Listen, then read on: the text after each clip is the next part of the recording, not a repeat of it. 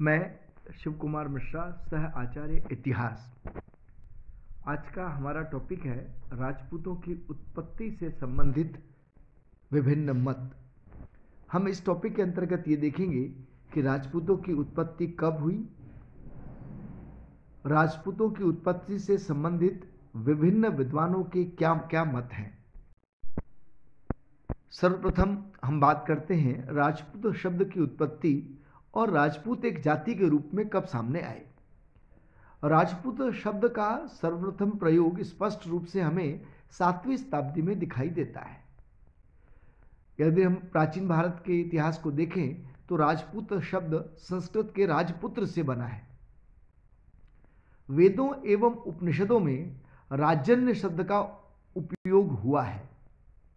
जाति के रूप में राजपूत शब्द का प्रयोग मुस्लिमों के आगमन के समय मुख्य रूप से होने लगा।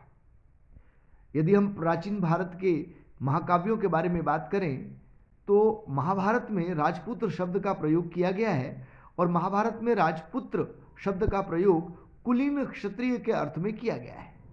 8वीं शताब्दी तक राजपूत शब्द का प्रयोग जाति के लिए नहीं होता था। 8वीं शताब्दी तक राजपूत शब्द का प्रयोग, राजपुत्र शब्द का प्रयोग शासक वर्ग के लिए या कुलीन क्षत्रियों के लिए किया जाता था। हम देखते हैं कि हर्ष के शासनकाल के बाद में, उसकी मृत्यु के बाद में भारत में अनेक राजवंशों का उदय हुआ। इनमें से अधिकांश राजपूत वंश कहलाए। कन्नौज का गढ़वाल वंश, सांभर का चौहान वंश, बुंदेलखंड का चंदेल वंश, मालवा और मंडोर के प्रतिहार, गुजरात के चालुक्य, बंगाल में पाल एवं सैन्य शासक आदि राजपूत थे। राजपूत स्वयं को वैदिक आर्यों से संबंधित बताते हैं और वे अपने आप को सूर्य एवं चंद्रवंशी बताते हैं। जैसे प्रतिहार अपने आप को सूर्यवंशी बताते हैं, चौहान अपने आप को सूर्यवंशी बताते हैं। हम्मीर महाकाव्य में चौहानों को सूर्यवंशी बताया गया है। चंदेलों को कई इतिहासकार चंद्रवंशी बताते हैं। चंदेलों की उत्पत्ति चंद्रमा से बताई जाती है। कुछ इतिहासकार इन्हें ब्राह्मण गंधर्व कुमारी से उत्पत्ति बताते हैं। चालुक्यों की उत्पत्ति हरित ऋषि के कमंडल के जल से उत्पन्न बताई जाती है। इस प्रकार राजपूत जाति के रूप में 8वीं शताब्दी में सामने आते हैं और राजपूत शब्द की उत्पत्ति राजपुत्र से मानी जाती है। अब हम देखते हैं कि आर्यों की उत्पत्ति के संबंध में विभिन्न विद्वानों के क्या क्या मत हैं। सबसे पहले कुछ विद्वानों ने वैदिक आर्यों की संतान बताया है। राजपूतों को वैदिक आर्यों की संतान या वैदिक क्षत्रियों की संतान बताया है। इस मत को मानने वाले प्रमुख विद्वान वैद्य एवं ओझा हैं। वैद्य कहते हैं कि राजपूत भारतीय आर्यों की संतान है। वैद्य के अनुसार राजपूत प्राचीन क्षत्रियों की भांति ही अश्व की पूजा करते थे, अस्त्र की पूजा करते थे। प्राचीन आर्यों की भांति ही राजपूतों में यज्ञ एवं बलि की प्रथा थी। वे यज्ञ और बलि में विश्वास करते थे। ओझा जो प्रसिद्ध इतिहासकार हैं, उन्होंने राजपूतों को आर्य क्षत्रियों की संतान बताया है। राजपूतों की उत्पत्ति से संबंधित सबसे महत्वपूर्ण मत अग्निकुंड वाला मत है। राजपूतों की अग्निकुंड से उत्पत्ति का सिद्धांत सबसे पहले पृथ्वीराज रासो में दिया गया है। चंद्रवरदाई ने राजपूतों की उत्पत्ति का सिद्धांत अग्निकुंड से होना बताया है। पृथ्वीराज तृतीय या पृथ्वीराज चौहान का दरबारी कवि चंद्रवरदाई थे, जिन्होंने प्रसिद्ध महाकाव्य पृथ्वीराज रासो लिखा। चंद्रवरदाई ने अपने महाकाव्य पृथ्वीराज रासो में राजपूतों की उत्पत्ति अग्निकुंड से बताई है। इस सिद्धांत के अनुसार आबू पर्वत पर दैत्यों का आतंक था। वहां ऋषि मुनि जब यज्ञ करते थे तो दैत्य उसमें हड्डी, मांस आदि डाल देते थे और यज्ञ को अपवित्र करने का प्रयास करते थे। यज्ञ में विभिन्न प्रकार की बाधाएं उत्पन्न करते थे।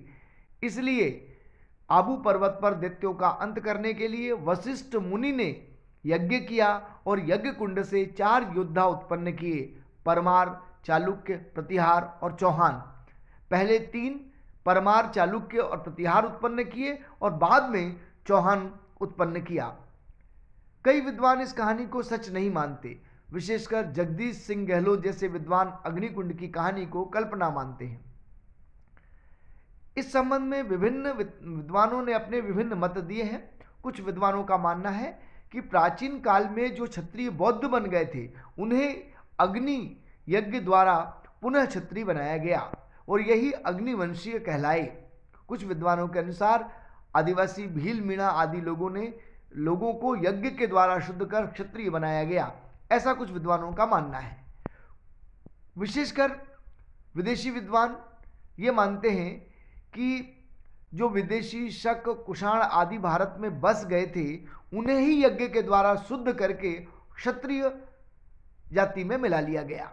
विदेशी जाति के शक कुषाण हूण आदि जो थे वो योद्धा जाति थे और शक कुषाण जो युद्ध प्रिय जाति थी उनको यज्ञ के द्वारा शुद्ध करके क्षत्रियों में मिला लिया गया। विलियम क्रुक का यह महत्वपूर्ण एक प्रश्न है। विलियम क्रुक कहते हैं कि अग्निकुंड से तात्पर्य अग्नि द्वारा शुद्धि से है। हालांकि विद्वान वैद्य इस मत को अग्निकुंड से उत्पत्ति के सिद्धांत को कल्पना मानते हैं। कुछ विद्वानों ने राजपूतों की उत्पत्ति ब्राह्मणों से मानी है। इस मत को मानने वाले विद्वानों में डॉक्टर भंडारकर प्रमुख हैं। उन्होंने राजपूतों की उत्पत्ति ब्राह्मणों से बताई है। विशेषकर विभिन्न ब्राह्मणों के पूर्वजों को ब्राह्मण बताया है। जैसे मंडोर के प्रतिहार वंश के बारे में यह कहा गया है कि इनका पूर्वज या मूल पुरुष हरिश्चंद्र ब्राह्मण था। प्रतिहार राजपूतों के पूर्वज ब्राह्मण हरिश्चंद्र और उसकी पत्नी माद्रा थी। इनकी उत्पत्ति यानी प्रतिहारों की उत्पत्ति हरिश्चंद्र और माद्रा से मानी जाती है। इसी प्रकार आबू के प्रतिहार वशिष्ठ ऋषि की संतान बताए जाते हैं। इस प्रकार इतिहासकारों ने प्रतिहारों को ब्राह्मणों का वंशज भी बताया है। गोपीनाथ शर्मा ने मेवाड़ के गुहिलों को नागर जाति का ब्राह्मण बताया है।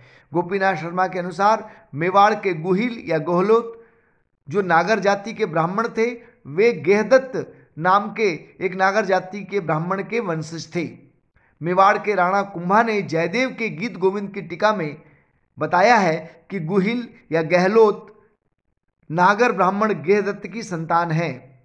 इसी प्रकार पिंगल सूत्र कृति नामक साहित्य में राजपूतों को ब्राह्मणों की संतान बताया गया है। दशरथ शर्मा ने राजपूतों को सूर्य एवं चंद्रवंशी बताया है। हमें इसके प्रमाण कई शिलालेखों से भी मिलते हैं, जैसे चित्तौड़ का 1274 ईस्वी का एवं अंकलेश्वर का 1285 ईस्वी का शिलालेख महत्वपूर्ण है, जिसमें सूर्य और चंद्रवंशी होने का उल्लेख किया गया है। तेजपाल मंदिर के 1230 ईस्वी के एक शिलालेख में राजा धूम्रपान को सूर्यवंशी बताया गया है। एक महत्वपूर्ण शिलालेख सीकर में मिला है। सीकर जिले के हर्षनाथ मंदिर के शिलालेख में चौहानों को सूर्यवंशी बताया गया है। हम्मीर महाकाव्य में भी चौहानों को सूर्यवंशी बताया गया है। प्रतिहारों को लक्ष्मण का वंशज बताया गया है। प्रतिहार अपने आप को लक्ष्मण के वंशज और सूर्यवंशी बताते हैं। हमें अग्नि पुराण में भी चंद्रवंशी कृष्ण और अर्जुन का उल्लेख मिलता है। सूर्यवंशी राम और लवकुश के वंशजों के बारे में भी वर्णन मिलता है। गहलोत लिखते हैं कि राजपूतों के राजवंश वैदिक और पौराणिक काल में राजन्य, क्षत्रिय, उग्र आदि के नाम से प्रसिद्ध थे, जो सूर्य और चंद्रवंशी राजाओं की संतान है।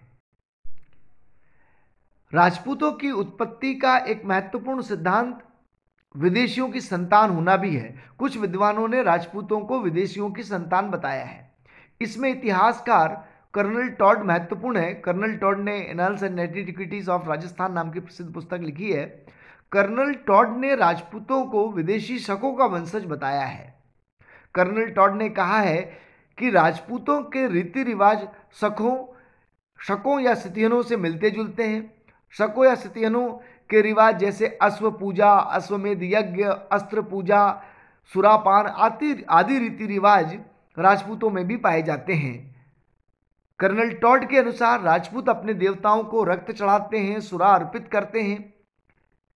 यह उनके अनुसार शकों में भी दिखाई देती है। इतिहासकार स्मिथ का महत्वपूर्ण एक मत है। इतिहासकार स्मिथ ने लिखा है कि राजपूत जाति 8वीं या 9वीं शताब्दी में अचानक प्रकट हुई। इसी आधार पर स्मिथ ने राजपूतों को हुणों की संतान बताया है। कर्नल टॉड और स्मिथ के अलावा एक प्रसिद्ध विद्वान है विलियम क्रुक। उनका मानना है, यानी विलियम क्रुक का मानना है कि राजपूतों के कई वंशजों का उद्भव शक एवं कुषाणों के आक्रमण के समय हुआ है। इससे यह पता चलता है कि राजपूत विदेशियों की संतान है। तो कर्नल टॉड, स्मिथ और विलियम क्रुक राजपूतों को विदेशियों की संतान मानते हैं।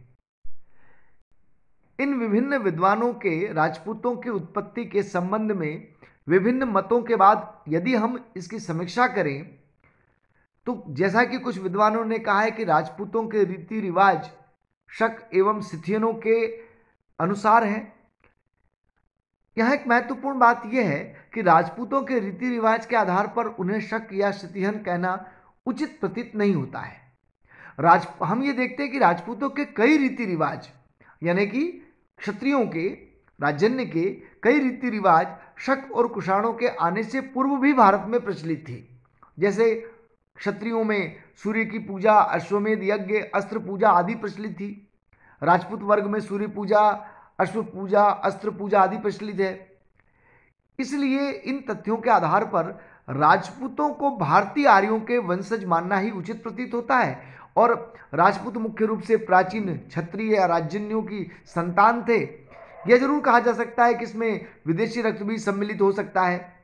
जो विदेशी जातियां या युद्धप्रिय जातियां बस गई और यहाँ की उन्होंने सभ्यता और संस्कृति को स्वीकार कर लिया, ये युद्ध प्रिय जाति थी, शासक जाति थी, इसलिए इनकी संभावना व्यक्त की जाती है कि ये राजपूत बने। लेकिन मूलतः ये मानना उचित होगा कि राजपूत वैदिक क्षत्रियों की संतान हैं, जिसमें विभिन्न वंश या विभिन्न जाति के लोगों का भी रक्त सम्मिलित है।